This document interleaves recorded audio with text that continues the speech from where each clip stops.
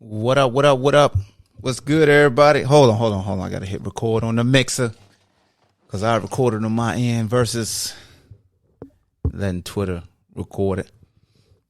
But yeah, man, I'm gonna let everybody take their time to load in. Got about an hour. I want to make this like an hour or less. I don't want to make this too long because I'm gonna re-upload it as a podcast episode, and that way, if people missed it, they could just go to the platform and check everything out. Make sure everybody can hear me clear.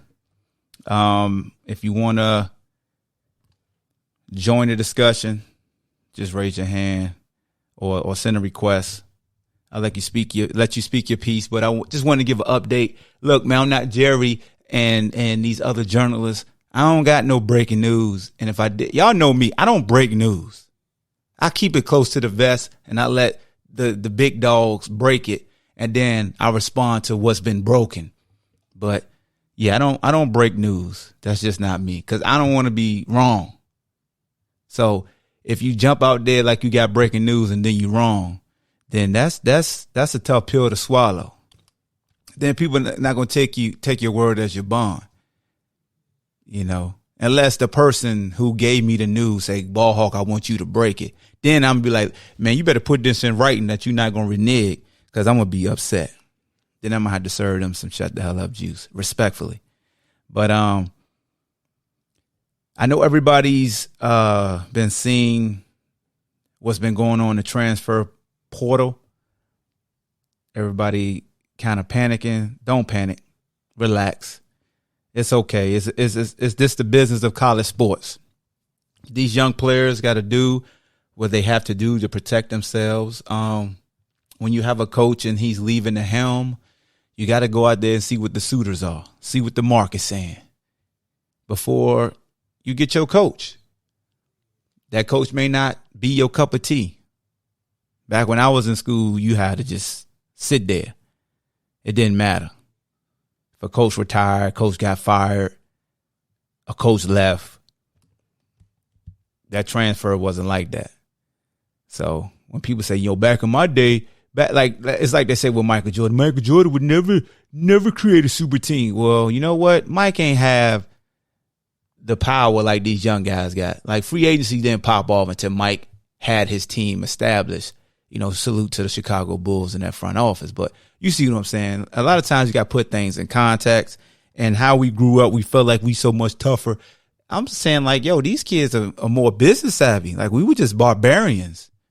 You say run through the wall, we try to run through the wall. We ain't say, wait a minute. Calculations say if I hit my head right here, I'm going to be concussed. And, too many concussions, I might not have all my faculties growing up. So I want to make sure because football is not a long part of my life. But when I was growing up, that's all it was. They use your sport against you. They got what they got out of you. But don't feel bad with these young men going in the transfer portal, man. You should encourage them to make sure that they protecting their peace. I'm not saying, hey, all UVA players go in the transfer portal, but if you one of those guys that were starters or friends guys and you got film and you feel like you don't know what's going to happen next, put your name in the portal. You could take it back out or wait a minute. You could withdraw. Why you ain't telling me that didn't sound right at the beginning? Whoa, wait a minute. That sounded awful.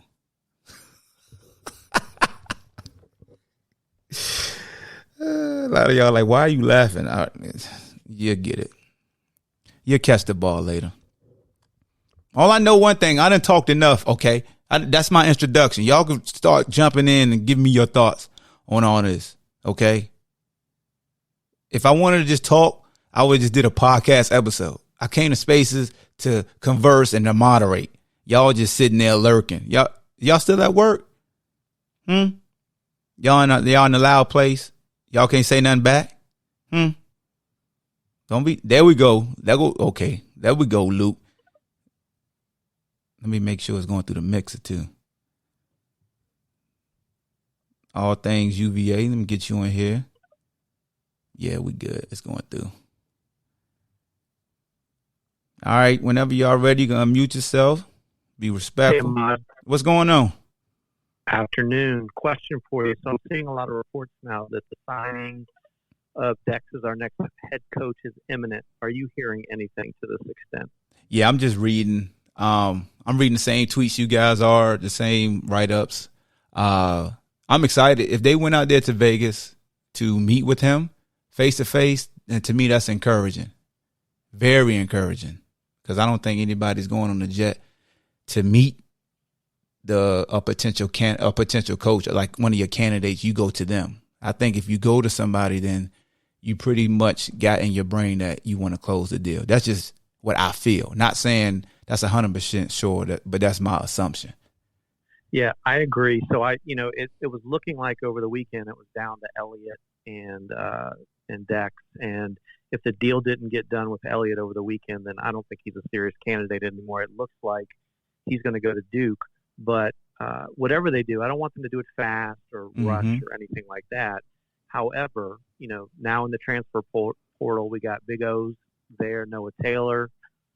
So we are starting to lose some people, and depth was a problem already at Virginia. So somebody's going to need to come in quickly and try to reverse some of these kids that want to transfer. And obviously National Signing Day is right around the corner, and we're probably going to take some lumps there. So I'm hoping that they get the deal done today, which it sounds like they might. I was just wondering if anyone had any concrete information, but I think for a lot of reasons it needs to get done today. Yeah, no, I agree with that. And honestly, I think a lot of those guys that are in the portal, if Dex is hired, they come back. I think they're just protecting themselves, and I think they might have been just encouraged to, like you say, you test the waters, because from what I've been told, those guys are still engaging in all the activities leading up to, for the bowl. So it's not like they hit the transfer portal and not reporting to the facility, from what I've been told. So that's encouraging. All right, who we got next? You can mute yourself whenever you're ready.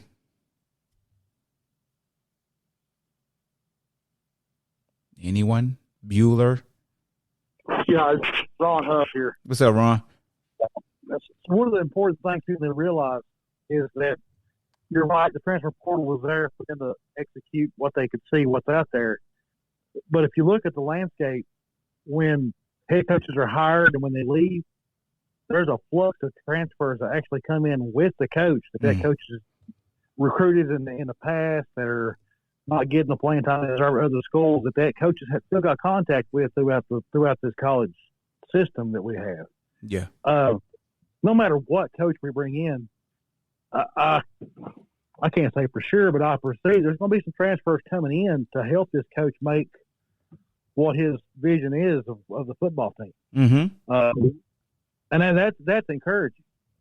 It is.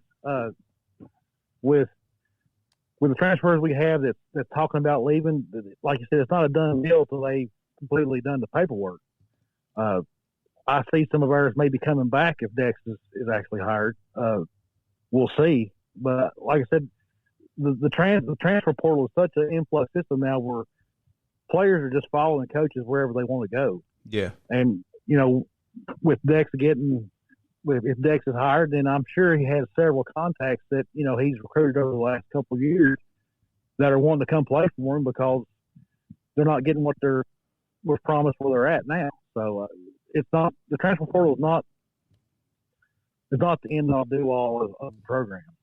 Nah, I agree with you. Great point. And whether it's Dex, whether it's Elliott, or any other coach that's not being named as a top candidate, like you said, whoever takes the job is going to have former players from the school that he coached that probably wanted to follow him, depending on what position, what he was, offense, defensive coordinator, safety coach, or whatever. And then the recruits that he built relationships with may want to flip and also follow them to UVA. So that's an excellent point. That we have to look at it from both sides. So I agree with that. So as far as coaching carousel is looking, and there's reports out there, and I'm sure you can't confirm or deny it or whatever, but are the UVA boosters really ready to commit to facility change if Dex is hired? Yeah, I don't know. That's above my pay grade. I can't speak for that money. I could make an assumption though. I would assume that if you got somebody like Anthony Poindexter becoming the head of this program, that people will be generous because of what he did and what he stands for. I can see that, but again, that's probably just my heart speaking. And I understand that, but I guess my question would be where were these donors last year and the year before last? Making the Orange Bowl is a big deal. That should have been a kickstart to boosters, not something to keep them from. Yeah, but I think COVID killed that. COVID killed that. You know, once you couldn't have any fans in the stands, that kind of set you back.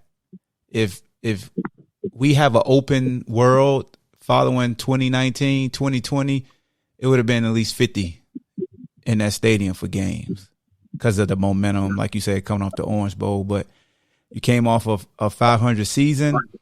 A lot of people didn't have a lot of high expectations. And then once they saw the offense go on this run after, starting out 2-2, because you got to think, after we started 2-2, after the Wake Forest game, nobody thought this team would do anything. And then when you had the missed field goal by Miami, had another missed field goal by Louisville, you blank out Duke, and then you beat Georgia Tech, and they see what the numbers that the offense is putting up, that belief came back. So that's why I said, I don't want to be disrespectful, but that's sports. We live in a moment. And I think that's why everybody's getting excited about the donors, because it's that feel right now and that personal relationship they feel like they got with Dex versus having with Bronco. And it's not a knock against Bronco because he's a great man, but I just think he was just hurt by the COVID year. And then they had a loss. And then we were 500 this year. I don't think we had a game with 50,000 fans. So, yeah, you gotta add that spark. Well, speaking of this year, and I don't get me wrong, I'm disappointed with the way we finished up because I want us to win every game. Mm-hmm. That's just me. But people need to remember we were picked last in the ACC at the beginning of the season. Mm-hmm. We were picked to win 2 or 3 games, not to be competing for the ACC Coastal Division with two weeks left to go. We exceeded all expectations by all the pundits out there. So I don't see this season as a failure. I just see it as we could have done better, but we did better than what we was expected to do. Yeah, absolutely. Absolutely did better what we were predicted to do better. We did better than what fans thought we would be at when we were 2-2. Nobody saw us winning any games, really. They probably saw, maybe Georgia Tech and Duke as toss-ups, but the Miami, Louisville, I don't think nobody really had us being the favorite, even though, Miami is Miami. But no, you're right. And that speaks to sports again. We live in the moment, because at the moment after Wake Forest, you had 2 teams that just ran all over us and did anything they want to our defense. So it was like, we'll never win another game. And then boom, we win 4 straight. Now, granted, missed field goals, people could frame it any way they want to, but that's sports. That's a win's a win. Yeah, that's sports. Anybody that's played sports don't live by their creed if this didn't happen. Because I can say, well, if this didn't happen, we'd be undefeated too. But people don't like to play that type of hypotheticals because they want to stand in their realm of this is what happened in the Matrix. And I'm like, no, I didn't take that pill. I took this pill. But, our fan base is a little bit up in the air right now. Just imagine being a Miami fan base, having 2 head coaches at one time today. That had to be plumb sadistic. Yeah, Miami is that's chaos down there. They need to stop living in the 2000s and realize this a new you. Diaz is out on a recruiting visit in players' homes when it was announced that he's no longer the head coach and they bring somebody else in. Could you imagine the feeling he had in his gut? That's crazy. That's business. As they say, it's nasty, but hey, that's business. Give him his money. How many years he had left in his contract? I don't even know. So I don't even pay attention to it. He had 3 years left. Ooh. 3 years? Oh, yeah, he not mad. I mean, he mad, but he not mad. I need every dime. I ain't working with you. I need all that, 4 and 5. Yeah. Well, I quit talking now. Thanks, Ahmad. No, I appreciate you, Ron. Thanks a lot, man. Any other speakers want to unmute and share their thoughts on what's going on with transfers, head coaching, or anything, man? I like to just moderate. What's up, Ahmad? How you doing today? What's up, Will? How you doing, bro?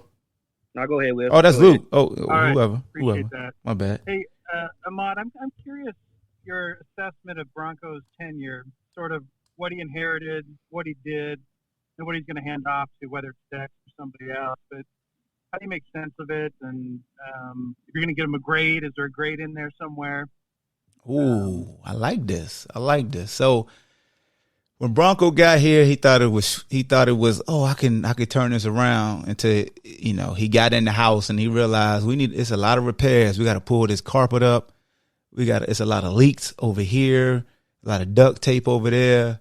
And we were 2-10. So it was a lot of talent. Don't get me wrong. A lot of talent in the building, but talent only gets you so far when your mindset not right. And when you so accustomed to things just going wrong. And, we saw after his 2-10 season, a lot of guys transferred, and that's fine. Not saying those guys are weak and they couldn't make it. So he encouraged guys to do what's best for them. So when somebody transfers, he never looked at it as a negative. He did everything he could to make sure each player would be successful at their new home. That's what I always respected about him. It wasn't no ill will in that standpoint. But he started to build a culture. People hated the draft. The jersey draft, and they made fun of guys having to perfect warm-ups. But it's a mentality thing when it comes to that you just got to understand how bad we were mentally is why you did those little tedious, like perfecting those tedious things, because it carries over in the big picture. Like when you get to close games and you start pulling out those games and battling back, and winning in different type of fashions, it comes from those little tedious, dumb things like a jersey draft or perfecting warm-ups or starting practice all over because we're not doing this drill right. Like, people don't understand it, but that's how you win those tough, grueling games, because you just so callous that you ready. But, went from 2-10, then we went 6-6, then went to a bowl, ended up 6-7. Because we didn't know what to expect from bowl week.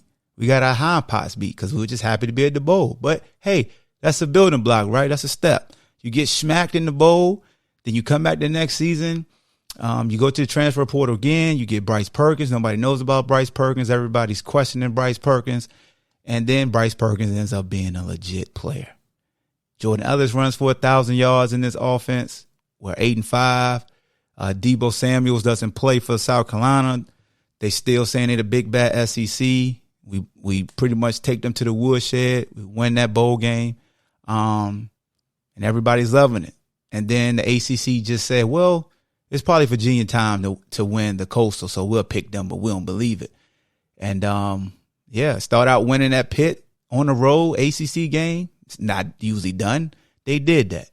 Hard-fought game versus Pitt. They have a snoozer versus ODU, but they still win that game. They have an epic, finish versus Florida State, who ends up being trash can juice, but it's still Florida State. And then we have the injury to Bryce Hall. So we have a storm, and everybody's questioning, why is your star player on special teams? It's like, dude, did you not see Alabama playing their star players on special teams? But I get it. That's Nick Saban. He get a pass, right?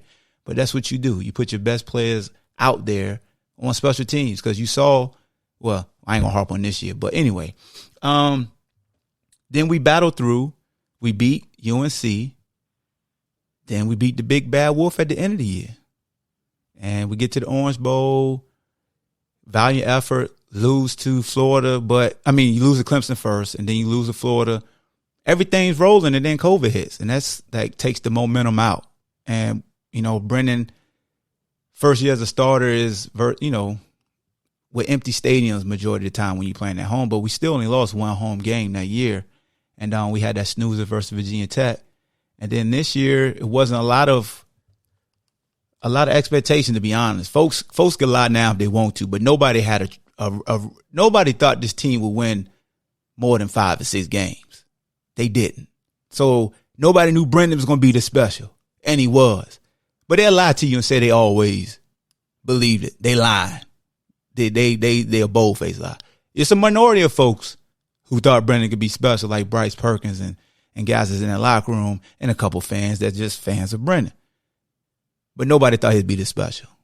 Nobody saw this offense being this special because Lavelle Davis got hurt. And I told folks, yo, Wick's going to be the truth. I don't know, Ball Hawk.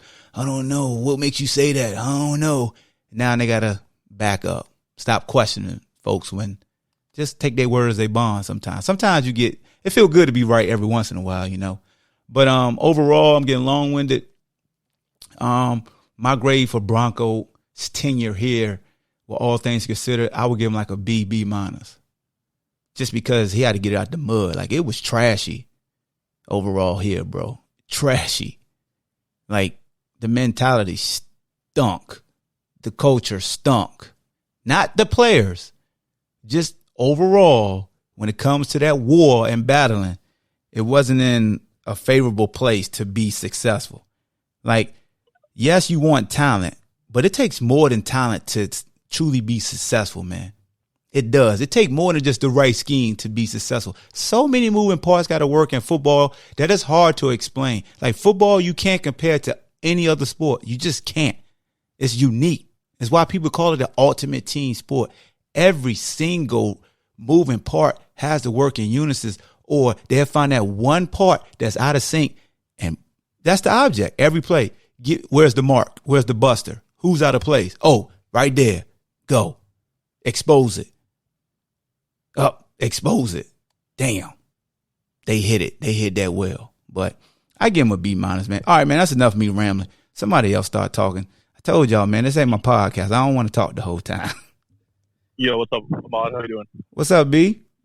Yeah, not a whole lot. Hey, so I got coach baseball here. Short. So I just wanted to say a quick piece and then get it out of this way. But it seems like Texas is going to be the next guy. I just want to say I think Carly Gart is going to get it right. I'm excited about. I think it's a little bit high risk, but I think there's a lot of potential with this hire, and especially with Jerry's article coming out last night about the potential of a lot of good support staff possibly wanting to come work under him, and the idea of donors actually forking out the money for new facilities and all the things that it'll take to put together a successful program. I think we're in a really good spot. Say that again. The wind started blowing behind you. Yeah, sorry, the wind's really bad. I would say I think we're in a really good spot with this next hire. I think with the donors supposedly coming through with blank checks and to get what we need as far as facilities goes and everything. I think it's going to be. I think overall, I think he's going to get the staff that he wants. That's going to support him in this role, and I think we could see a trend upwards in my opinion. Yeah, God digging my dog. I agree with you, man. It's like that's the thing. It's a lot of excitement. When anybody hires a new coach, they want to make a splash. They want to get the fan base excited. They want to get the season ticket holders excited so they can hold their spot, renew, or you get new season ticket holders. You want donors to get excited and then start, supporting the program, and so you can upgrade facilities and get recruits and head coaches excited. The one great thing that people really don't understand about Dex, not only how good of a player he was, but he's just a great human being, and the open channels that would just come back in areas that we haven't been hitting up. Like the hotbeds has been dead, they're alive as soon as if he's announced as the head coach, because the relationships he had with them. And I'm pretty sure he was still hitting those places up while he was at Penn State, while he was at Purdue. Like the dude, man, just if anybody's met Anthony Poindexter, he just as real as they get. Just a genuine dude, fiery guy. I know he wants to make sure he surrounds himself with the coaches that can put his vision into motion. The main thing you don't want to do when you're a young coach, and I've never coached at that level, but yeah, folks are like, you can hire him as a head coach and get this guy as associate head coach, but the associate head coach got to make sure he understands what his vision is and follows through. Not if I was a head coach or when I was head coach and I did. Like, you don't need that. You don't need no dude with associate head coach that's just going to be lazy and just be undermining you. No, you want them to make sure they got the best, like they know what you want and they formulate and they cultivate and pass it down to the assistants so everybody can make sure they putting your vision into motion. That's why I saw with Coach Welsh and when I was here that no matter who the assistants were or the offensive coordinators were, they had their scheme, but he had his philosophy and how he wanted to approach the game. And then they adjusted to that. And that's the thing, man. And if he is the head coach here, if Poindexter's named the head coach, it's going to be a lot of old players coming out the woodworks wanting jobs. It's going to be tough for him. You my boy, but I can't hire you, bruh. I got to go here. Man, you ain't, look, you could come advise. You could come speak to the team. I can't hire all y'all. Still got to win. And that's a tough spot too. So that's my thoughts. Hey, BJ, did you want to say something? I saw you unmuted the last time. Yeah, I got you. My mic kept cutting off. Oh, okay. So I got a comment and a question for you. I think it's important to realize with these donors that they don't have this money to dole out because they're not smart. And I think that there's got to be something that they sense with Bronco. He mentioned in his press conference on his exit that he's, in his 30th year, 31st year coaching. That means that we got him in his 26th, 27th year coaching. They could probably sense something that wasn't their longevity. And if someone's not going to be there, no matter how great they're leading the program forward, it's a bad business move to throw money at something that doesn't have the same plans in the long distant future, right? Okay. So I think that had a lot to do with it too. COVID definitely, of course, stalled out a lot of the donating, but I think there had to be some tip off there to some of these donors. But I wanted to get your opinion as someone who's been in the program when it's been successful, maybe some might even say a little bit at its peak, and where we're at now. I think a lot of fans have issues garnering realistic expectations for what this program can be with how high of an academic institution we are. And I know that that's not a comfortable conversation, but it is something we have to talk about because it does limit us a little bit. So what is your take on what we are capable of and what would be a realistic expectation for us to say, look, if we could do X, Y, Z year in, year out, Virginia football is running like a finely tuned machine and we're at our peak? Let's see. I see Elliot raise his hand. Elliot, did you want to answer this? Well, I just heard about the academic level thing my entire life growing up here in Charlottesville. Forever, people were like, oh, we got higher standards and therefore we will never be able to do this or that. But, I mean, I just find that to be an excuse. Notre Dame has high standards. Stanford has high standards. Duke has high standards. Like we made it to an Orange Bowl with the same standards. You look at some of the top recruits coming out of Virginia each year that are now going to other schools like UNC. Their top three guys are all very great in the classroom. I just think that it's a new age in sports where it's good to be good in the classroom too. You want to have your bag, right? You want to have your management, you want to have your crew, you want to have your brand built, you want to be able to control your money long term. I think these guys got a good head on their shoulders. I just think it's wrong to think that we have to settle for the school part. That's just my view on that. And I agree with that. I don't think that we're not up against some of the standards of the schools that you mentioned, but we have lost recruits that could not get in academically. And there have been plenty of articles and plenty of documentation of UVA having higher standards for their student athletes than that the NCAA requires. You know what I mean? So I don't disagree with that either. I do think that we do have higher standards. It's just a matter of us making that fit. I had a question real quick, Hawk or anybody real quick is, do you think, let's assume it's Dex, right? Do you see, and the UVA hasn't historically done this, and I'm not saying he would, but do you see us making plays for any current commits to other schools, right? Trying to flip people if we get a new splash year, meaning are there guys, and maybe some of the recruiting coverage folks on the thread could answer it, but are there guys that are in the Commonwealth that maybe didn't like maybe Mendenhall's style that might be a little bit more turned on with a local, Virginia guy at the helm? I don't know. Yeah, I mean, it's always a possibility. Like, flipping took place when I was coming out. Like, Antoine Womack was committed to Penn State. We flipped him. He came to UVA. I remember talking to him. Like, we flipped him.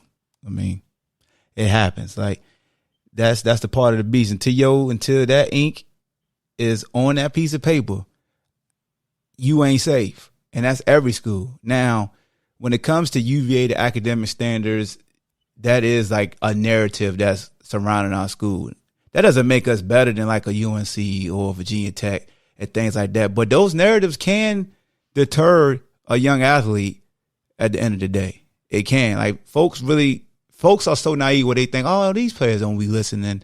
They don't see what I write or see what it, like, it's more than one of y'all. It'll end up like thousands of folks who say the same thing that could get to a recruit. And when it comes to recruiting, man, you want to be seamless and you want to be at ease and at peace. And if it's something that can kind of ruffle your feathers or kind of heighten your senses in a sense, then you're going to kind of, when it comes down to the pros and the cons, that could be something that could be a red flag. But hey, man, at the end of the day, man, you're going to get the type of players that fit your program.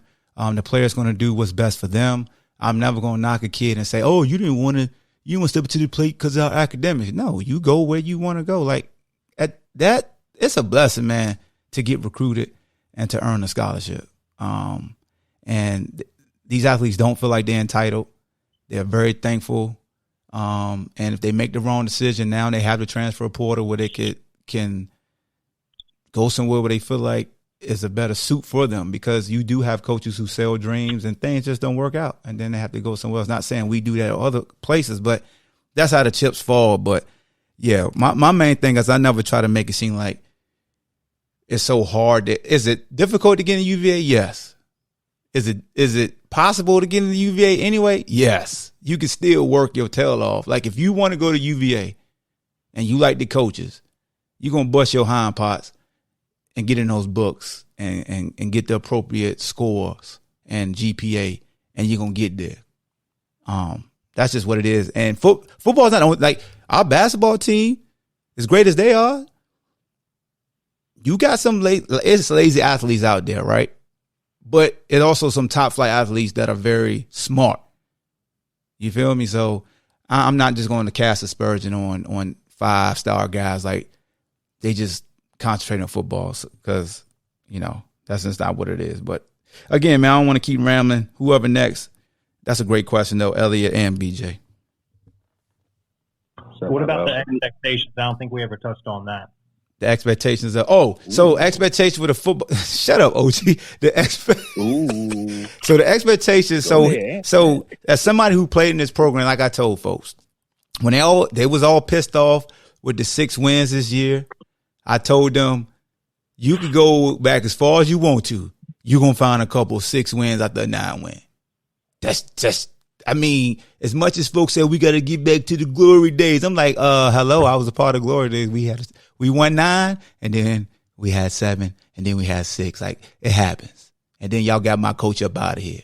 But I ain't gonna harp on that. But and then you get Al Greasy in here. Did Al have 9 or 10? And then Mike had 8. Then Bronco had 8, then 9, then 5, then 6. And everybody like, we got to get back to the old days now. Granted, George took him to number 1. We won the Peach Bowl. We had like 9, then 9, but we had a 7 and a 6, then a 9 again. But you see what I'm getting at? Like 9 and 10 is usually our ceiling. Now we want to break that, but you can't. Like, people ain't going to hear this. You want to compare it to the team down the street. Respect to them, but they get 10, 11. They go to the national championship. They get 10. Like, they've been flirting with 10, 11 more than we have. So as much as we hate them talking trash. As a G, I'm going to sit back like, oh, you got it, because you have hit that. Your ceiling's a little higher. You can expect more, because I see why you holding your coach at a higher standard. Because when you inherited it, it wasn't like when our coach inherited his. Like, truth be told, it was 2 different inherits. You know what I'm saying? Somebody had a little bit more money, a little bit more residuals, a lot more companies than the one over here. And that's why it's like, well, who did better? Well, look at it. Look how y'all look at this one. But yeah, man, expectations here. We want to get to that point to where we win 8 to 9 consistently. And then once you get to that, you want to get to 10 And you know what I'm saying? You got to keep moving it up, but you got to gradually, bro, because you want to ascend. You don't want to just go peaks and valleys, but you got to be real with yourself, man. You have to. Oh, I got the OG in the building. Coach Glove in the building. I want to piggyback off of what Elliot said, though. Go ahead. In terms of if Anthony came, if that is the choice, you know, in terms of him going to contact commits that's at other schools, of course, absolutely. You call both of them boys that's from around your way that's there to commit to Clemson without their defensive coordinator. You absolutely. They know your name. They know who you are. That is the first thing you do. That as soon as everything's okay, the ink dry, and you look at your phone and your statement and that jam hit, as soon as everything's cool on the money scale, as soon as y'all handle all of that, that's my first phone call. So absolutely, and I know he done been in the position way longer than me, and I know his coaches in here that can verify that for me too. So yeah, absolutely, Elliot. That would be one of the first things that I expect him to do, especially because you want your mold type player. You're gonna call all your people that you got at Penn State. That's just how the game is.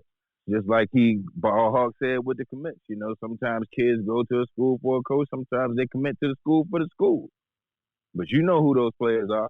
And he going to play them cards absolutely right. Again, if that is the selection. That's all I have for that. And let me just put something out there. I'm not going to say who or what, but it was shared with me that the players that you see in the portal was told to exercise that right. And I understand that too, as well as they should. And just like I understand him saying, I respect the hell out of him being like, you can get in the portal and we all still going to play the game. Shit, they had to earn all them clothes into some of them two-a-days. Absolutely. Yeah, you deserve the right to fight this last game, regardless of that play call. You deserve to fight for each other more than anything one more time. So I get that. And then at the same time, this may not be the place for you. It may be so, but you have the chance to test that. Now, I can't knock nobody. If my job ain't paying me right and things ain't going right, I have the ability to go and apply somewhere else and do whatever I want to do. Facts. So it shouldn't be no problem. It ain't no hard. No. Hey, Coach, I see Coach Glove got his hand up. Go ahead, Elliot. I was going to say, if we do lose a Remington finalist, that's a big loss for Brennan one way or the other. I mean, that would be Big O as a center right there standing in front of you, you know, having that return, a center quarterback dynamic is one of the things that doesn't get talked about enough in sports. And I hope that'd be the first phone call I'll be making if I'm back. Yeah. Coach Glove, you going to mute yourself, bro. What's up with you, man? Appreciate you joining. What's going on, fam? How you doing? I'm doing great, man. Got the OG in the building. Respect. No, man. I appreciate what you're doing, man. Shout out to all the people that's on here listening. But, yo, I got a question. So what do you think UVA needs to do in order to recapture the state? You know what I'm saying? Because, you know, every time there's a coaching change, you get these coaches that come in and they shine the press and say, oh, we're going to focus on the state. We're going to focus on the state. And then they throw out a couple of offers, you feel what I'm saying, to the top guys, and then they move on to elsewhere where they came from. There's no real commitment to recruiting the state. You know what I'm saying? And I see it. You know what I'm saying? I just watch your boy Pride, you know what I'm saying, do his little speech. And I don't know what's going to happen, but what do you think UVA needs to do? Because we only got 2 Power 5 schools in the state. Yeah. And we can't keep letting these guys come in here from out of state and bully our players out the state. Feel what I'm saying? If you say, oh, we recruit. But no, y'all don't recruit. I ain't saying y'all. No, I know what you're saying. But general, our Power 5s are absent. They don't recruit the state like they're supposed to. So guys like Penn State come in here and bully. North Carolina come in here and bully. Tennessee come in here and bully. Ohio State snatching the best player, one of the best players out of the state. Guys going to Florida. You know what I'm saying? All over the place. So what do you think UVA need to do? Yeah, that's a great question. You know, you gotta bring back the guys who understand how big of a hotbed that is, understand the schools to hit, and guys who are willing to rebuild and repair those relationships with the high school coaches in the 7-5 Sarah and the 804, those areas, because I think that's the biggest thing that a lot of those relationships were fractured, and everybody had a better idea that they could go up north, or they could go down to Florida, or they could go to the West. But you always got to protect home first. And if you hire a guy like Dex and he could get like a Chip West or a Beatty, we still got Biscuit here. You get and Chris Peace was just in the 757 today representing That's what I us. was just going to say. You know what I'm saying? Yes, you get a guy like a Quinn Blandon and go back to this career where everybody knows his name.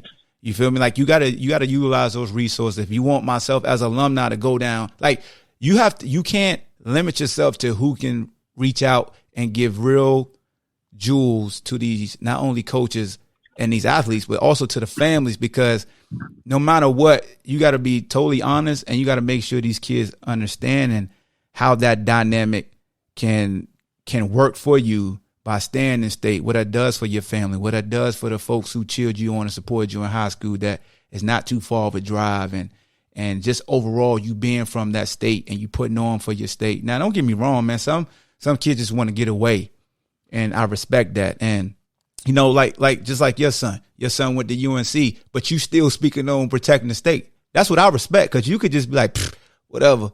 But you still came in here and said, yo, we got to protect our state because my son got away. Now, granted, they got somebody that's a secret weapon. That's my guy, Usher, Dre Bly. He from the crib.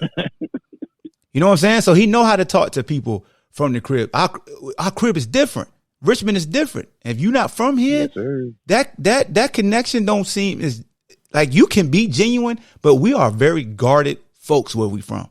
We look at you like, are you really living what you saying? Are you really gonna do what you say, or you just hustling? Got to look at you twice. Got to look at you twice. Yeah, so you got to look at you twice when you come in and when you leave. Yep. Tony never had to leave. You know what I'm saying? Both in-state programs had a solid shot at him. You know what I'm saying? A real shot, not no shoe shine. Yo, we just kind of just going up there for the look. Like, I've been to Tech 7 times. I've been to UVA like 6 times. You know what I'm saying? And they had a real shot. But you got to recruit to close the deal. You just can't expect somebody just to sign because it's the in-state power. We want to sign, but listen, you know what I'm saying? What are you doing? What are you going to do for my son? How are you going to prepare him, develop him? You know what I'm saying? It ain't just about winning. Talk to me about this degree. You know what I'm saying? What it means. Talk to me about the weight that this degree holds. You know what I'm saying? And the doors that it can open up. What plan do you have to develop my son as a man? You know what I'm saying? It's other things outside of the facilities and, this look good, that look good. You know what I'm saying? We going to play for championships. Who cares? You know what I'm saying? We trying to get to the league and create generational wealth and be in a program that can help get us there.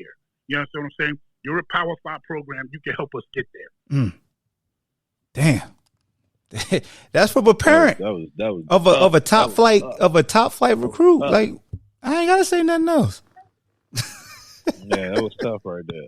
That's everything I've been saying though. Hey, respectfully, if you are a speaker and you're on mute, you can unmute yourself. Just look for the opening to add what you want to the conversation. Again, man, I love that you guys up here. And I know how I am. I end up going a little bit over. I read them. Hey, prime example that was just being told. Sorry to interrupt there. You good? Is Zach Rice? Look what Zach Rice said while he was at Carolina. He thought that Carolina could make him get to the NFL, be a freshman All-American, which I don't think Carolina can do. But you know what? Mac is a hell of a closer, right? He's got, it was really tough. Dad went to UVA, decided to go to Carolina, right? So he thought Carolina can get him to where he needed to be. Mm-hmm. So that's one kid. But there's top 8, 7 are going out of state. There's only one that's going to Tech. 4 of those 8 are going to Carolina. So I don't know what Mac's saying, but I tell you, he's got it down. He's got the feel. He knows what to tell you. Yep. No. Not only that, when I think of UVA and what does a coach need to do to be successful, think of what Welsh did. Right? He inherited a terrible team. He went to a bowl game every year, so at least he won 6 games, if not more. He had Danny Wilmer. Right? I mean, you got to recruit the state, obviously, but you got to you got to go to a bowl game every year. You got to beat Tech 50% of the time. And every fourth or fifth year, you're challenging yourself for an ACC championship. Agreed. And everybody's happy. Agreed. Right? Welch was 7-5, 8-4. His better years when he was in the ACC hunt, 9-win season. Yep. I like it. Yeah. And Dex, I would love to see Dex come back as the head coach. I think it would bring a lot of excitement. But at the same time, like somebody said before, there's going to be a lot of people saying, hey, I want a job, which is going to make him hard for him to say no. Because he is so eclectic. And he is a man's man. You get with him and all your energy and enthusiasm and the love is all right there in front of you. Yep. And so it's going to be hard for him to say, you know what, I don't think so. And we had some great alums out there, but they probably never coached. So I'd love to see Dex. That's all I can say. But whether it happens or not, I don't really know. Yeah, I agree. So. We'll see. I agree. I tweeted it out when the first job first opened up. You know what I'm saying? And me and him just sat down and ate last week. I hope they would put him in there. You know what I'm saying? Because he understands the meaning of winning the recruiting battle in state. If you want to win, you got to win the recruiting battle in state. There's no ifs, ands, or buts about it. You can't sugarcoat it. You got to get the best players out of this state. Simple and plain. Hey, Bob. Yes, sir. Hey, Ahmad. Something while we're talking about coaches and something that I thought of is we don't need to name names, but what do you think would be the ideal makeup of the staff if it is Dex that is selected as our coach or whether it's somebody else? Hopefully it's Dex. But what do you think would be the ideal staff makeup or traits and experience and other things? Can you guys identify what you think the best staff makeup would be? And I'll mute the mic and listen. Oh, yeah, I was going to add to that. Yeah, that's I was interested in 80. I would think that you would want to keep respectfully. You want to keep I'm gonna name names, dig it. You want to keep Coach 2J here. You want to keep Biscuit here. You want to keep Beck here. Like the offensive guys. Agree with all of the above. You want to keep them, and now if you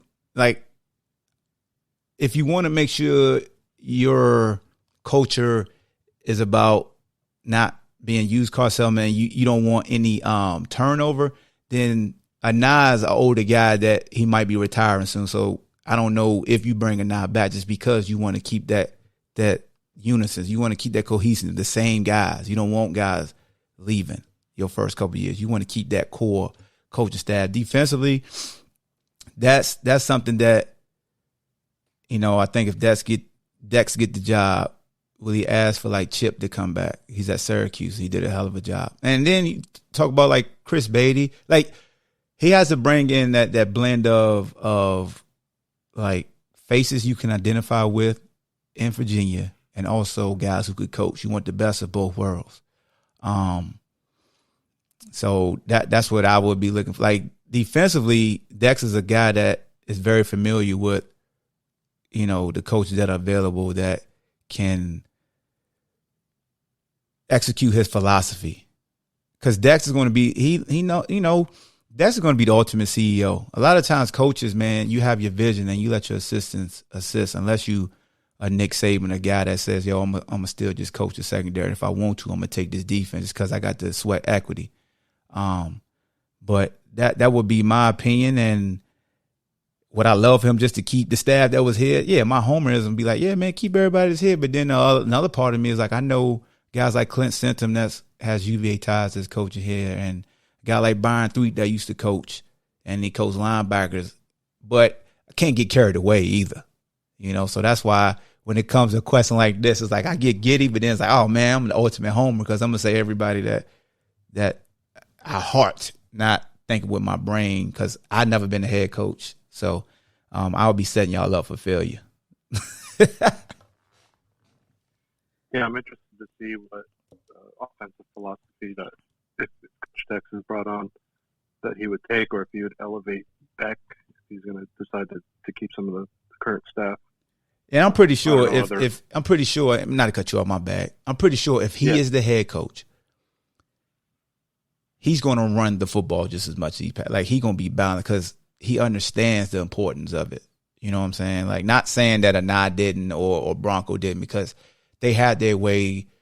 People love numbers until the numbers don't fit their narrative. Like, the offense was super explosive, but we know that if you invested more into the running game, it probably could have helped cover up the deficiencies you had on defense because they weren't on the field, and you can shorten the game up and put more pressure on opponents to have to just be one-dimensional versus balance, which gave you the biggest issue. So, yeah, man, it would be interesting to see what the offensive identity would be. If he's a defensive coach, I would think he'll be a forward-down lineman type scheme.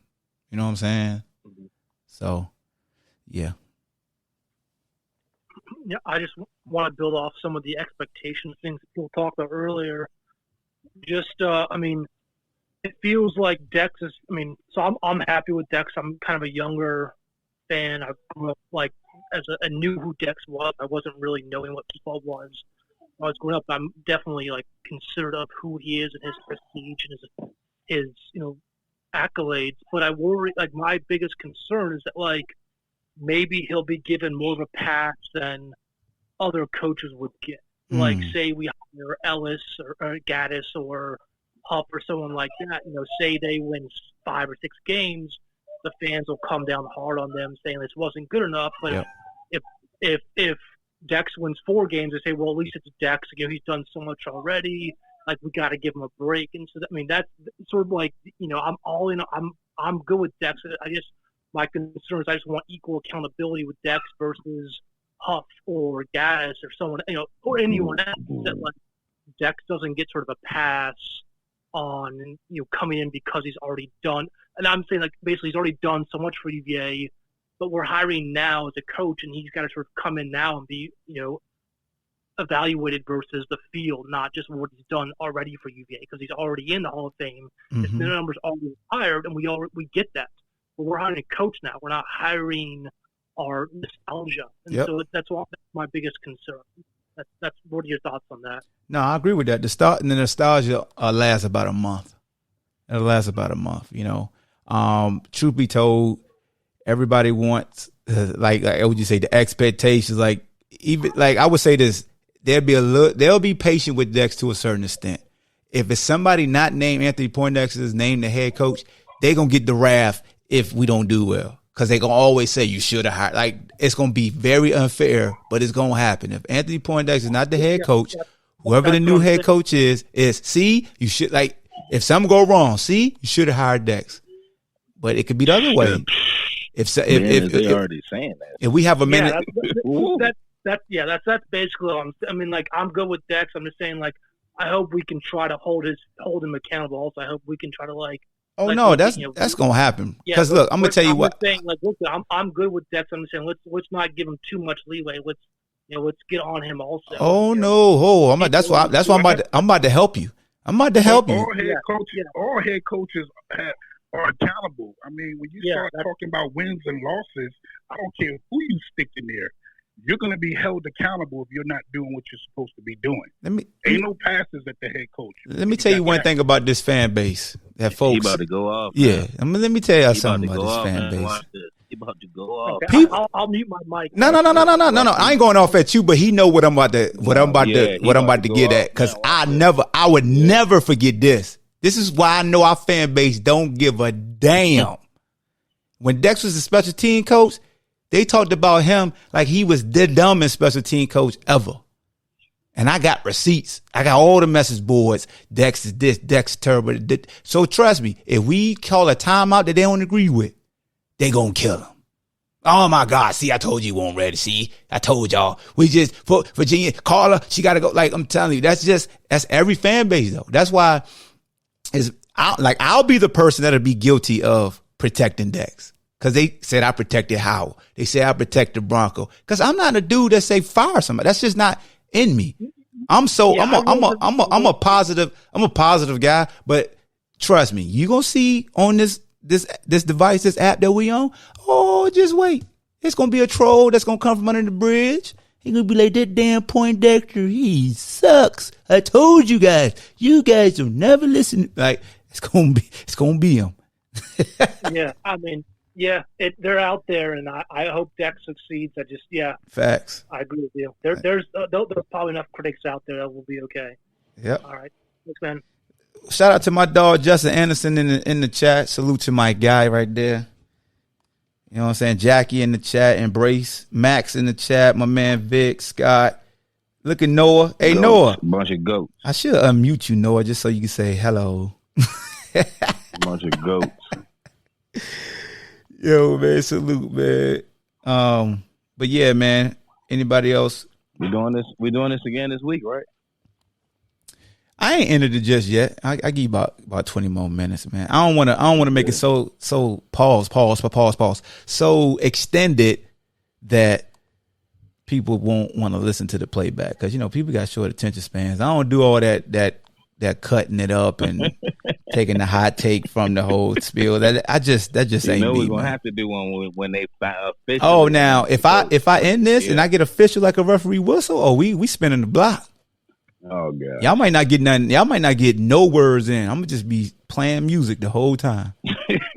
not only you, I'm gonna be pacing up and down the street screaming real loud. That's all I got. Hey man, but salute the caller and administrators for flying out to Vegas to chop it up with my guy, the captain. That says a lot. They didn't call me. They should have called me. No, I couldn't go anyway. Background. Yeah, I play the background. I don't even gamble like that. It feel funny, man. Not I even went to Atlantic City. It feel funny not even talking to him, man. I usually shoot him a line or something, but since Bronco stepped down, his name became a hot commodity. I said, nah, I ain't texting him or nothing. I'm gonna let him live, because I know his phone staying dead right now, as much as it's ringing and stuff. Make sure you get him on the live room. Get him on facts. the pod. Facts. UNT Cub. As soon as you understand. Yeah, I'm gonna have to ride up on him with a straight video version. Forget the microphone. I'm going there with the camera. Yes. Both of y'all pull up on him like it's back in the day. We're gonna do a walkthrough of his. We're gonna do a walkthrough of his first walkthrough. That's what we'll do. Damn it, that's gonna be the walkthrough. It's a first initial walkthrough as a head coach in McHugh Center, or whoever. You know what I'm saying? I don't want folks thinking. Yeah, no. Even if it's not Poindexter, what I don't want is people to just be so upset and kill the other person before they even get started. Like, regardless, we should be supporting whoever it is with all the energy that derived now to this point. We need to continue to direct it in the right ways possible. You know what I'm saying? We being talked about now. You talking about it. We talking about it. We making connections with the people that the connections weren't there. Ooh. So now is the time to continue to capitalize on that. And bring yourself back to where you were, and that's where you start from, in my opinion. Let the church say amen. Look at you go. Yes, sir.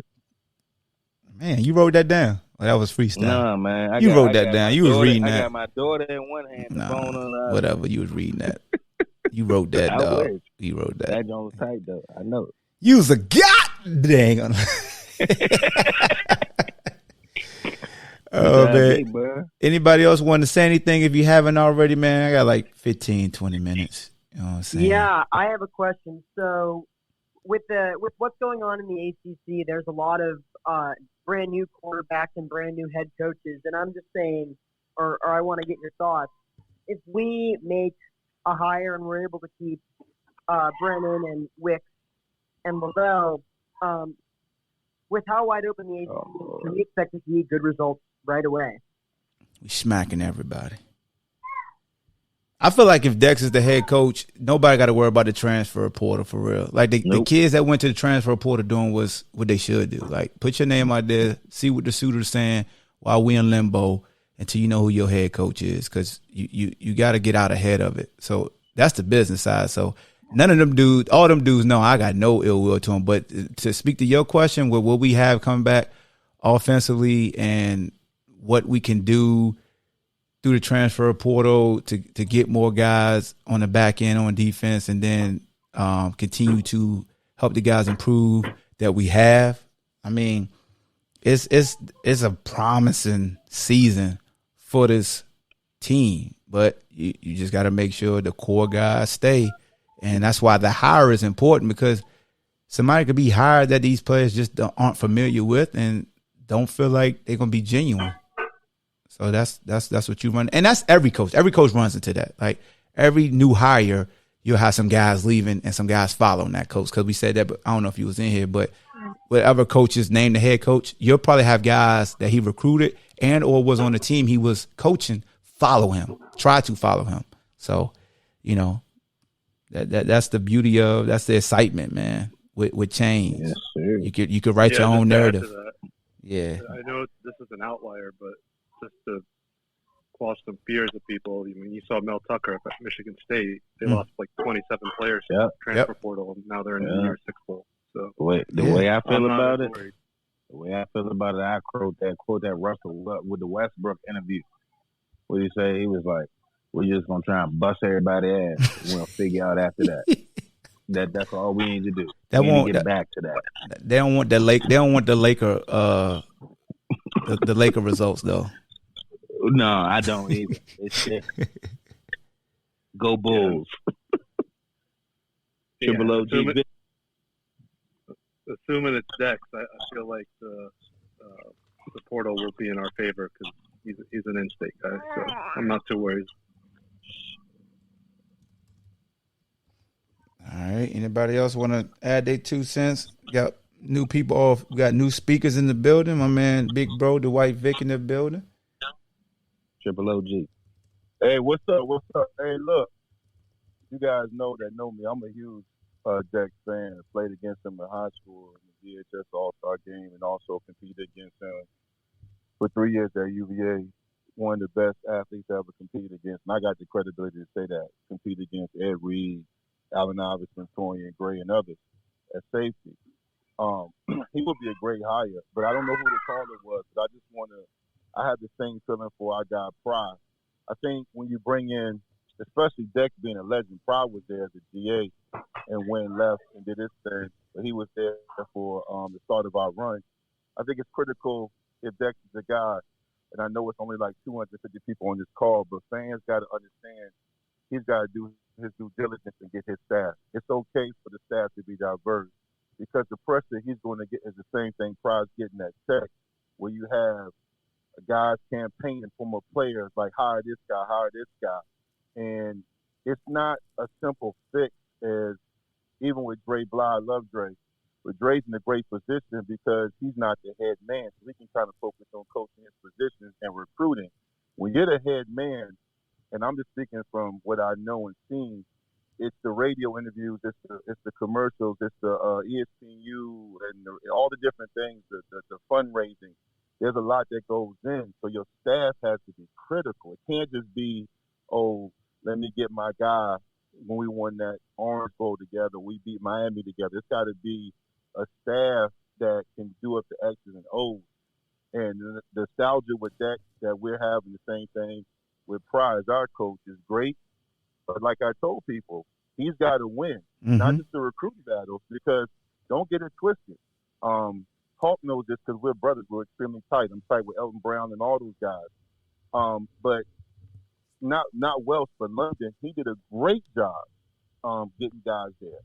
But he couldn't really create his staff the way he wanted to. And in my humble opinion, it affected him on the field because he had Andrew Brown, who was a national Gatorade player there. He had Quinn Blandon, and he had Smoke Mondale. Those guys were all-time great. Quinn Blandon was an All-American 4 years in a row.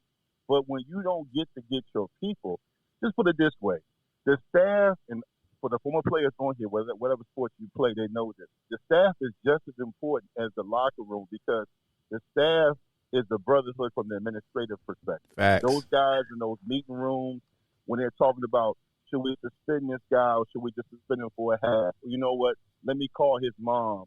I'm going to deal with this. Coach, don't worry about it. I'm going to make sure he gets to class.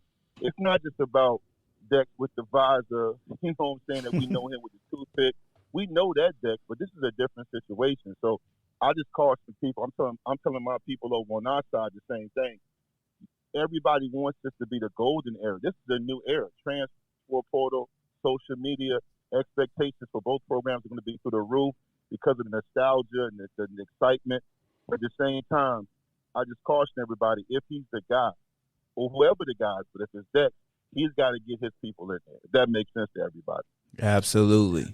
Got to get his people. He has to have free reign to get the guys that fit his philosophy. It can't be, hey, you're the head coach, and now we're going to pick for you.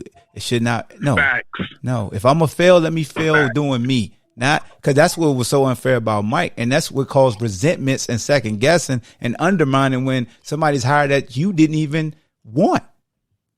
Come on now, you preaching, man. So yeah, that definitely has to take. If you're gonna make me a leader of young men, then I should be able to pick my own staff and guys who have the same vision, know how to communicate just as well as I do. Like Vic said, it's going to make sure that these young men become like on the field is great, bro. But what make coaches great coaches is when they just ask you about your day and how is everything going at home? What's going on with your big mama or your Uncle Buck? And those are the type of things that as a player we remember the most, because that's how you're going to get the best out of me, because you truly care about me. You're not using me. You care about me. And you talk about Andrew Brown, man. He was done so damn wrong by our assistant coach here. That mess. Go listen to the Locker Room Access with Cub and myself, the Lockdown podcast. People don't know about it. Episode. Hey, please go listen. Please go listen firsthand. Please listen to it. Cause that had me teared up, bro. He had me choked up because that was some off of anger. That was BS. I'm talking about from day one. That's disgusting, is what it is. 100%. And that was by an individual who Mike didn't, he had no say so. You may have a better idea from the outside looking in, but unless you in there, your outside don't give you the true perspective. So that's why, as a lot of times when I critique coaches, I always say respectfully, because I really don't know the ins and outs what's going on behind closed doors. I can only go off of what I see. So I always got to give you that avenue of I could be wrong. You know what I'm saying? That's why I don't be in here. Matter of fact, I know it's going. Hell no, I don't. I'm not in there, and you not either. So put your damn phone down. I got a question. What do we think we should be looking for once whoever this is hired? The first things that they should be doing. Man, just give me some new gear. That's what I'm looking for. We ain't gotta earn that. Hey, dog, no, whoa, man, don't do that to Bronco. They taking a shot at Bronco. Chill, that's my guy. I'm Cowboy Hawk. Bronco, you my guy.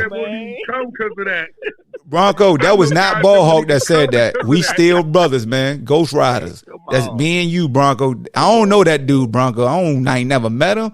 I don't know who said that, but I got your back. But if whoever hired, make sure Ball Hawk got a care package of brand new goodies, and we good. Yeah, I would love to see. Nah, I'm joking. Comes in. I'm joking, man. Rally all the alum, man. Now you right. Along the lines of you right. I want to see whoever it is come in and pay homage to those who, you know what I'm saying, who made it what it was. That you understand this place and you understand this. You know what I'm saying? You understand what you have to do here at the University of Virginia. You understand the obstacles. You understand the hurdles. And you know what? None of that matters because you laid your blood here. You put it all on the line. You already know the score. You already know what time it is. Mm-hmm. And I think that's going to be and not to cut you off. I think that's the difference of when you hire somebody that was a part of the culture here versus somebody who's never been a part of this culture. The transition is going to be different because the person who hasn't been a part of culture. Not a shot of Bronco either. Yeah, no, the person but to Bronco's credit, for about the first month, he listened because everybody was telling him. Yeah, and he received it. He wrote it down, and he blended it, and he did what he had to do. And Vic could tell you the difference between and there's no shot at his former coach Fuente and then Pride. It's going to be a difference of how they go about their business because Pride know what that, whatever they call their little pride and stuff. What y'all call your little pride down there in Siberia? I got to get you back from earlier today, dog. I had to get my lick back. I seen that too. I seen that. Hey, Hey, but hold on. No. All jokes aside, he's right about that. It's funny because I'm in all these spaces, and y'all sound just like us when we talk about Fuente. The difference is, with all due respect, I never met Bronco, but Bronco seemed like a real one. I can't say that for our former coach. You know what I'm saying? But I'm not taking shots at him. But what y'all talking about is the golden era, the nostalgia that it means to be a Wahoo, the same thing it means to be a Hokie. The respect of, alumni, football alumni are going to come back regardless of the winning and losing record. They're going to come back when it's a true family and brotherhood. And that's what. But that extends way past the field, and that has to be felt. And Hawk is right in regards to Pride. Pride already has done it already, and that's why you see so many guys talking about, hey man, guys from Florida and other parts of the even guys that coach in the NFL, like, hey, I'm gonna make sure I get back for the spring game, because it's not because there's just a new energy, it's because Pride understands he was there, and to be fair, him and Dex are extremely tight, and they were at Penn State together. Yeah, so you saw what they did with all UNC and Penn State did was do what makes sense. They were like, yo, UVA and Tech tripping. Let's go down here and take these guys. Yep, they ain't paying no attention. They don't care. They don't care. They don't care. Hey, so I got some hot off the Twitter press that somebody sent me. They said Tony Elliott is out of the running for a Virginia job. Look, man, I take everything for a grain of salt. I respect anybody that put their name out on hot takes, because that ain't your boy. But if he out, then either there's only one or is a one that we don't know about with the one we know about. I think it's a 1-1, but it's so much. I've never seen so much confusion around a head coach hire. You know what I'm saying? I want to ask y'all this question, because this shit crazy. I want to ask y'all a question, because I tell people all the time, I'm a Virginia football insider versus a college football insider. I pay attention to our university and ACC schools that we play. When like Oklahoma and the USCs and like, did they go through, like, how long did it take for them to hire their new coach? Like a week, 2 weeks? All of that because they wanted them programs. I'm just saying, how long was the process? I mean, look at Miami's process. You know what I'm saying? They hired a coach while firing a coach at the same time. When you them big schools, you know what I'm saying, and you come calling, I feel like they ain't playing all these games. You know what I'm saying? We got a secret candidate, this and that. No, we want you. They come into your crib. They got the first jet out there smoking, and they got 5 suitcases. But that's why I asked about. But that's why I specifically asked about Oklahoma, because they coach left. So money is a big issue with this when it comes to hiring at these different Power 5 programs. I think you got to consider the dollar value and what kind of budget that the school have. Okay. If the school is flaky on the budget, then I mean the pickings are going to be slim. It's going to be hard to get somebody in because you got to negotiate. But when you got money to burn like Oklahoma, you know what I'm saying? You can throw out $7 million on the table and say, "Oh, I want you." And it's easy. It's simple. They get them in fast. Plus, they got money to buy out the contractor, the dude that they getting rid of. You got to consider all those. They bought out Manny for like 4.5, and then bought out Mario, and then offered him like what, 8 a year? Hold on. Years? Manny had a 4.5 left for 3 years. That was his buyout. Something like that. It was something like that today. They buying out both them contracts. If I was Manny, and slapping money on the table. You got to come see me. You did me dirty. You got to come for see real. me. You gotta Manny a good dude then, bro. Salute to you, Manny, because, hey, salute to Chris Peace that's in the building. He was in the 7-5, my guy. My dog on the road. Facts. We helping him get back home quicker, you know what I'm saying? That's what he doing. He listens while he driving. That boy smart. Eat at your people's crib, you know what I'm saying? I know what it be like. Yep. Get back down them roads. Them roads, take the back roads. You don't need a GPS. K Palm in the building. Let me get K Palm up in here. Hey, but I think you're talking about programs that they have that money, and even though Virginia has that money, they choose not to spend it. It's there. guarded. Yeah. Right. Yep. They don't choose to spend their money academically. I think the other guy, whoever gets the job, not only does he got to, shake some hands and kiss some babies, but he's got to look at NIL money. Because a lot of these kids now, they don't give a rat's ass at what you got in state, because you know what? Penn State, they get new cars every time you turn around. They go down to Miami, they're getting, money left and right. You got kids going to Ohio State getting $1 million. They don't have that at Virginia. And if you can get that, we got 15K though from Elliott. Elliott said you a defensive transfer. Holla at Elliott. That was the start. I didn't mean to cut y'all. Go ahead. Keep going. My bad. I got excited. But I think that's a big deal now to these kids, right? If we were all in that situation 20, however many years ago, we'd all be like, hell yeah, I'm going to go down there. You're going to give me this little piece of the pot, Yeah, right? that's in true. a matter of a heartbeat, we would do that. That's true. Because I know that this is not only going to help me, it's going to help my family, it's going to help everybody. And Virginia, even though they got the money, people got the money, but you got to find those people that come out and give it out, whether it's in facilities, whether it's in NIL, right? That's got to be on the top of that. Whoever's the new guy's short list, take care of your alumni, figure out NIL, and, let me find the best assistants in the country. Facts. With some kind of Virginia tie. Mm-hmm. They don't all have to be, but a lot of them should be, because when it all comes down to it, we're all going to say the same thing. We got to beat Tech. We can't have another 17 out of 18 years where they just dominate us. Hey, don't do that. It's Tech guys. They gonna laugh. Don't say that right now. I know, but let them Right, laugh. you Because said you know that. what? They deserve to, but My brother's a Hokie. My brother's a Hokie. He gives it to my ass. Yeah, my wife is all too. the time. No, don't do yo, it though. can We I- having I a gotta we, hear we about having that. a great show. They're gonna take this one clip and say, "See." Hold on. Right. Hey, can I Right, offer? and it's Can I trolls offer? in here. Hey, can I offer perspective on that? No. Yes, sir. No, Hawk, I'm not. Come on, man. Shut up. All right, I'm sorry. Hey, I'm not. I don't disagree with my guy, but with all due respect, neither Tech or UVA, that should not be it. That's Look, not the I'm just standard. trying to tell y'all. I'm just trying to tell y'all. I know y'all that follow me, my Hokies and my Wahoos that follow me on Twitter know this. Why do Who fans follow you? I'm trying to figure that out, dog. Hey, man, this is the state of Virginia. I'm just dog. messing with dog. Hey, that game, I don't want to talk. Hold on, about it, OG. but I know- Hold on. He threw a shot at us today that was surgical. I got to get my licks back, I man. seen that. I No, seen it's not it. It was a surgical. clean. It was not what? surgical. Boy, It was hey, more so- man. bro, that was a I was saying, hey, that was not surgical. I don't even take shots to UVA. man. It had some. It had double entendres and everything. That was a professional hit you put out on us today, Listen, sir.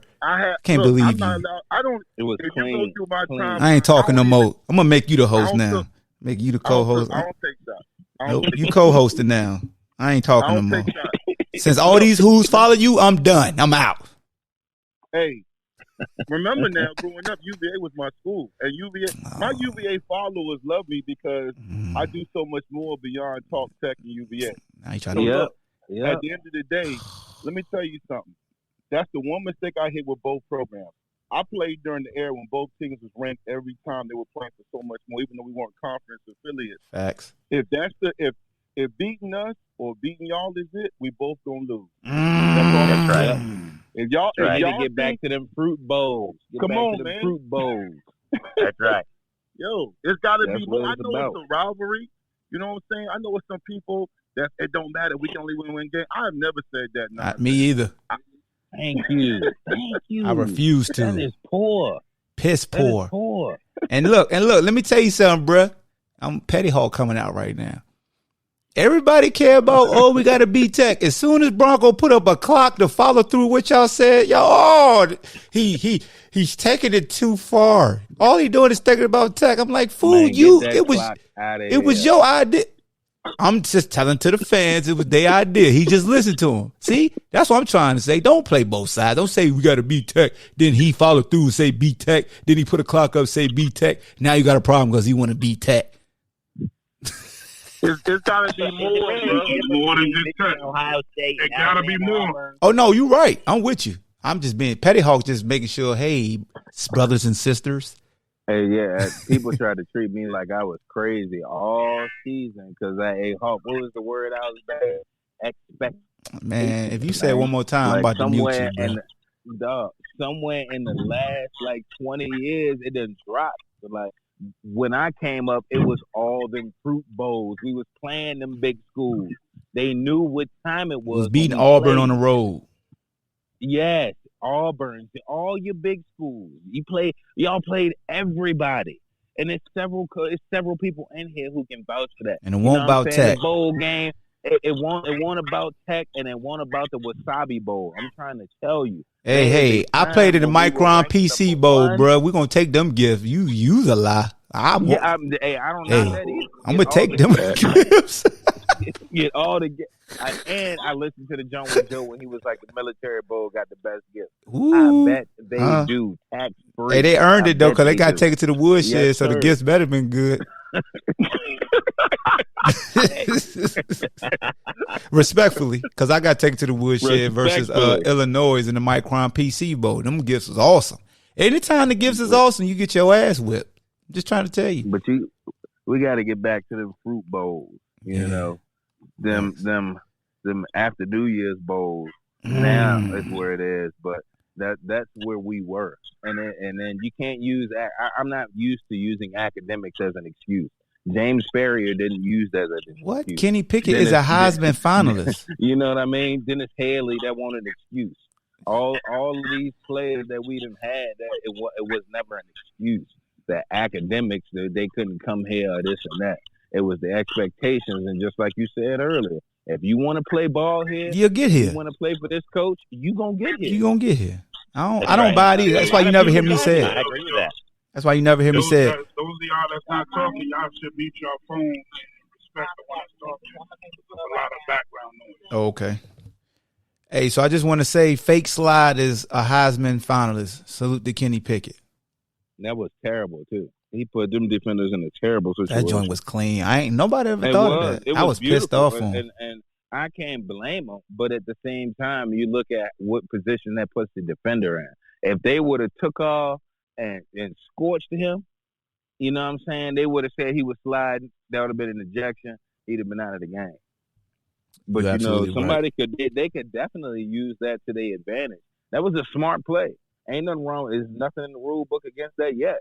But they damn sure gonna take a look at that, because I mean that was clean. He paused everybody with that joke. He got me. I was like, yeah, yeah, that was clean, bro. That was different. That was one of them rule changing plays right there. To where now they gonna just completely just give up on the quarterback when they leave that pocket. You don't have a choice. You know, once you pass that tackle, you're gonna have to just label the quarterback as a runner, because what you gonna do if he 10, 15 yards in the middle and he fake slides you and then run past your safety and your linebacker who was committing and then eased up and stood up, and now they beat at the point of attack. Yep. So I don't know, that was a tough one, but I'm gonna tell you, that was a hell of a play, man. That was a heady play. That was a smart play. That was a aware play. That's when you get that upgrade on your awareness on Madden play right there.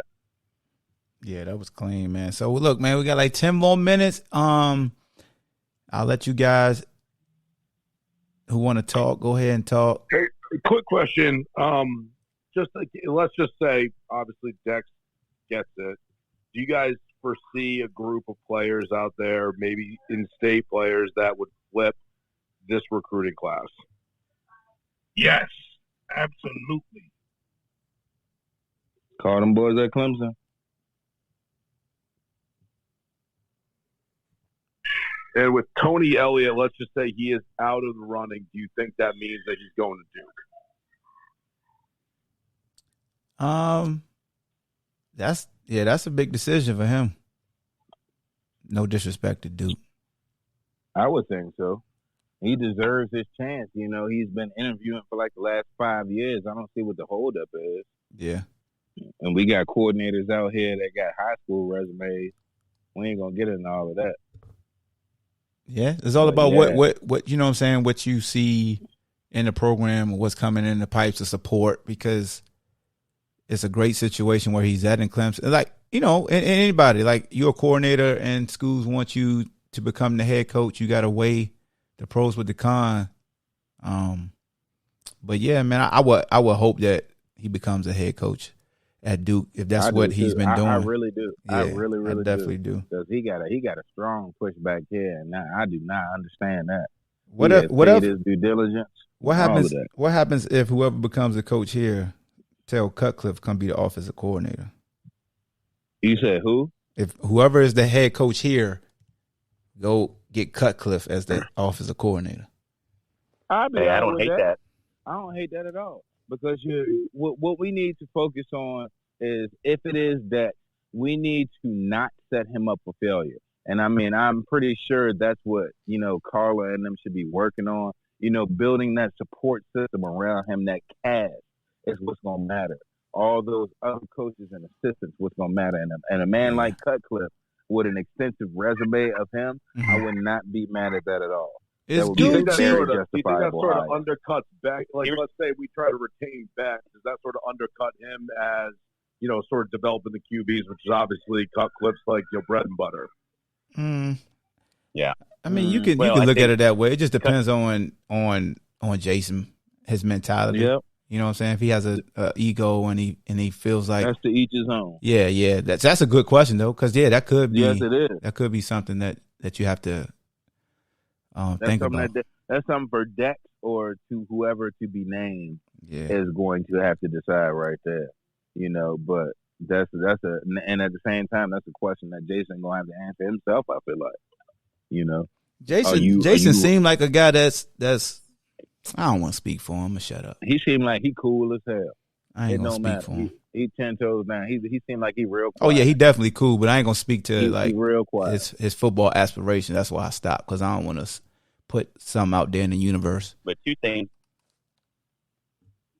on Cutcliffe. I think one, he'd be a great mentor. Dex is our guy, and number two, you know, you got to look at the recruiting aspect. I mean, he coached both the Manning brothers.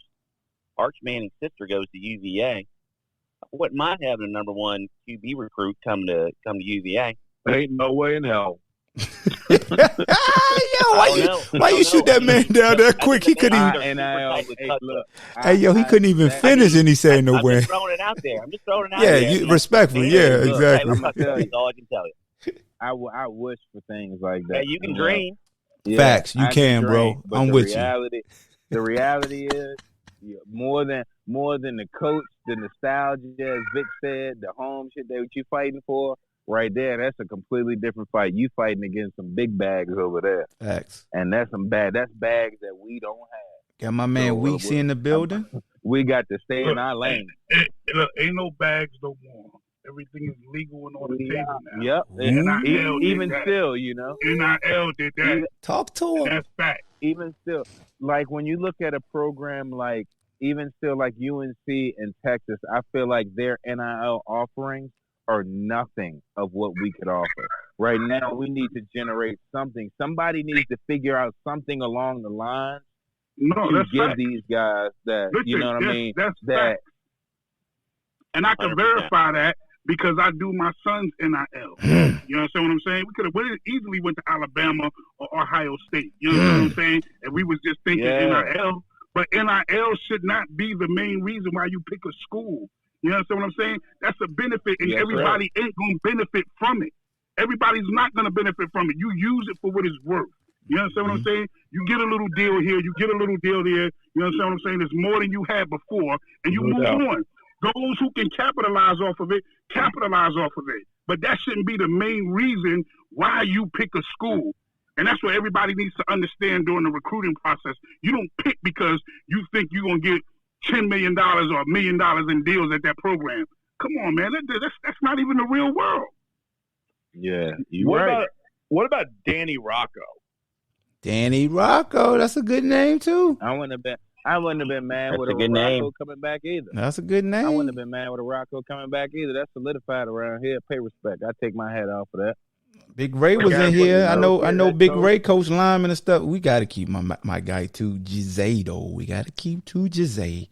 I mean, I got a couple dollars I could put in to keep Code 2J here. You feel me? Gucci Man, why you keep requesting and I'm backing donating out, for man? that. I'm about to black your eye. I know you taller than I'm me. donating for that. No, that's the I'm connection. donating for that. Oh, everybody, Gucci Man in the building, my guy. What up, Gucci Man? Big dog back again.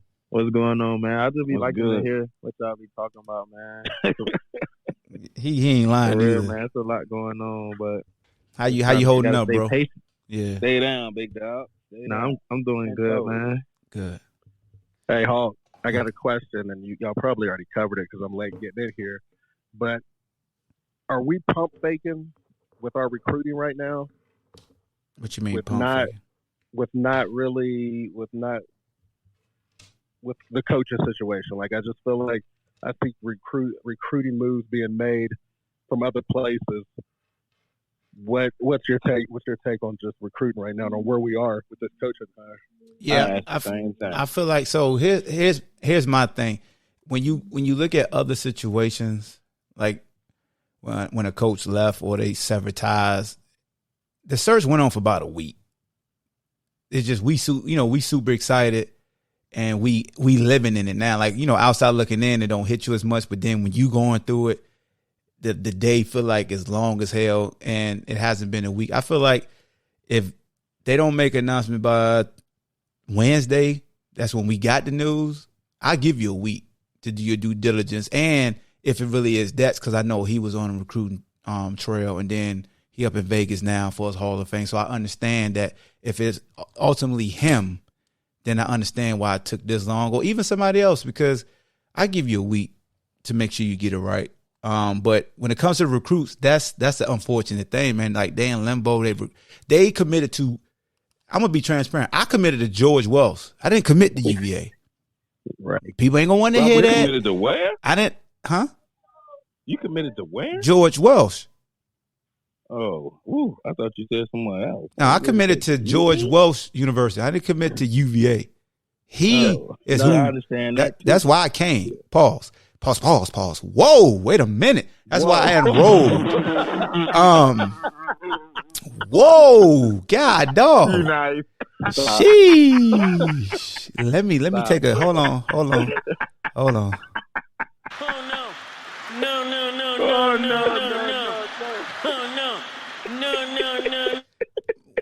And you know what? Hey, Weeks, man, go ahead and talk. I don't want to talk no more, man. I done said enough, man. I done said enough. Very. I done said enough, man. I ain't talking no more. I said Weeks in there. What's up, Weeks? Yeah, Weeks want to be a speaker now. He don't want. He must be on a walk with his dogs. He might be lifting weights with his AirPods in or something. So, yeah, man. What time have we got? 5 minutes, man. 5 more minutes. I will re-upload this on my as a podcast bonus episode, so it'll be on later tonight. iTunes, I gotta figure Spotify. out how you do that.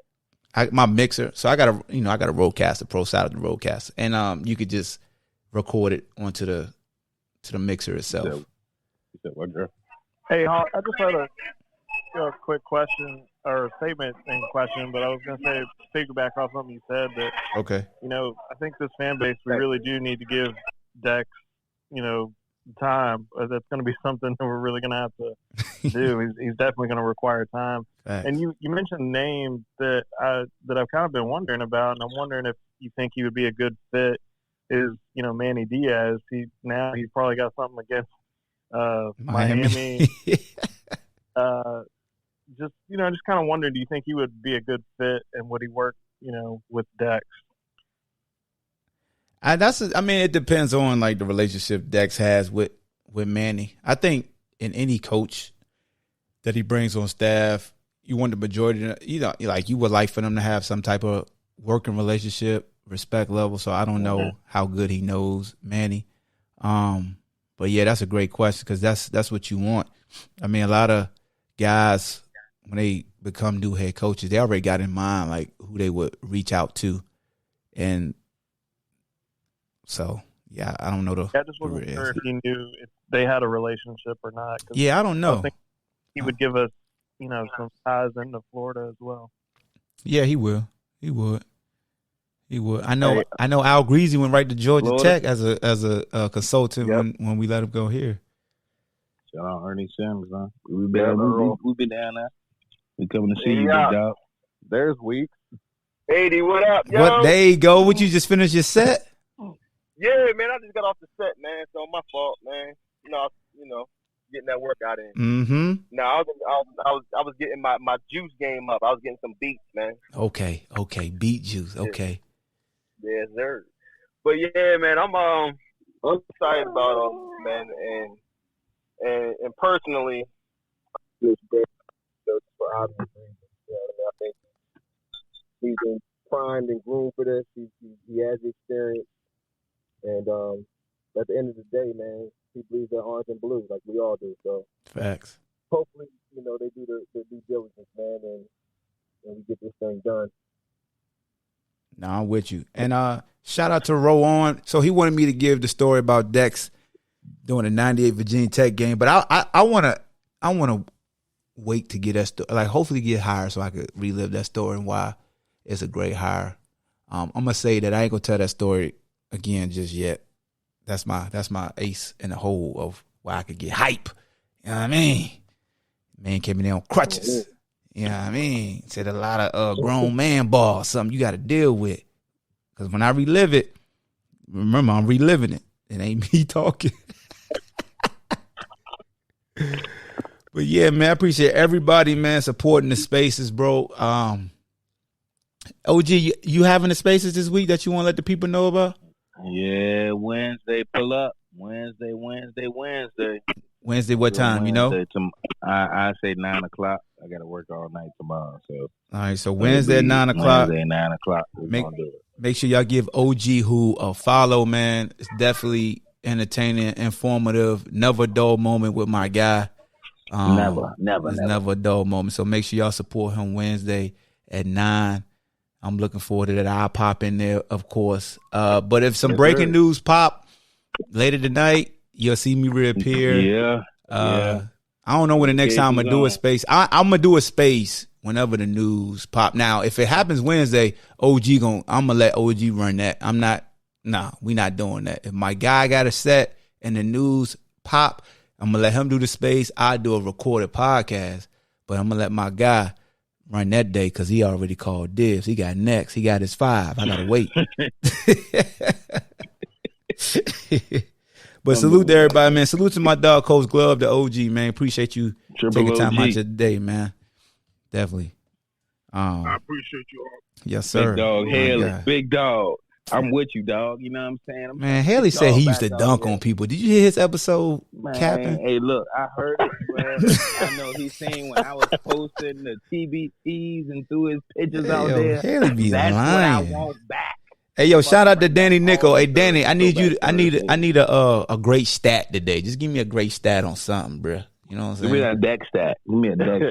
He missed 0. No, he only do Cleveland Browns stats if he gonna go NFL, bro. He ain't giving Dak. Oh, he gonna get Dak a stat. All right, it's gonna be a disrespectful one. Hey, yo, Danny, cue the disrespectful Dak stat. Let me get that. Yeah, cue the Jalen Hurts stat. Whoa, wait a minute now. Wait a minute. Yeah, he didn't play. Jalen Hurts stat. He was hurt. Cue the stat. He was hurt. Yeah, I mean, he was hurt. That's what we doing? You making fun of hurt people now? Hurt people hurt people. Are you hurt? Because you hurt my guy. Huh? Hey, Hawk. Hey, Hawk, there's somebody in here that I'm seeing that brought up that made me think of this question before you leave. When whoever gets hired, do we try to flip some of this talent that's already committed to another school? Mm-hmm. Everybody from the state. Do we not waste time on that? Nah, you flip. Everybody. We trying to Antoine Womack these people, trying to flip. Yeah, exactly. That's what I'm trying to do. I'm trying to flip. I'm trying to flip some of You call everybody from the state. Excuse me? You're going where? Exactly. Let me introduce myself. My name is Anthony Poindexter from the University of Virginia. How you doing, madam? Well, that's it, man. That's it for the Ball Hawk Spaces, yo. Appreciate everybody. You know, it's Wahoo Wah. If you are a fan of another university, salute to you and your school because you were respectful and you respected the place and wasn't no trolling. I appreciate that, man. I definitely do. It's a time and a place because they've been killing us. What's homie name? B-Fish? B-Fish, you's a fool, bruh. You be killing us. B-Fish. B-Fish be killing us, man. Salute to him. Dog. He a funny dude, man. I can't do nothing but laugh at him because it's graceful. Hey, I like it. He got them Jones in the clip waiting. Yeah. All right, man. Y'all be easy, man. Be great. You know the motto: good as the enemy of great. Be great in everything that you do, man. Never never let nobody tell you can't do what you set your mind out to do. Just like when I fumbled on the mic right there, I got it back. You know what I'm saying? So, all right, man. I'll holler at y'all. Peace. Go Hoos.